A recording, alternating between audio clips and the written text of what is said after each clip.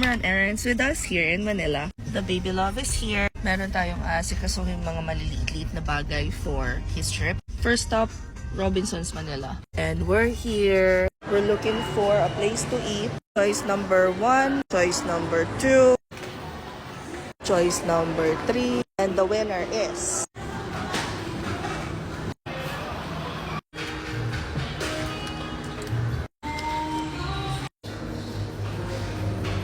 And that is a success. Next, maghahanap naman kami ng bibili ng bag ni Baby Love. Let's try here. This is what they have. I like this. Looks nice. Meron din silang mga skirts. Oh, I like this. And meron silang ano sa ilalim mo. Nice. This looks nice. That's not a success. Let's check Uniqlo. And we're here. I think I need to start investing na sa magagandang, like, quality clothes na pang matagalan. Pero ayoko kasi nung maraming yung may malalaking label or brand na nakasulat. And we're here. We're here. I don't know how to feel about this. I like that one.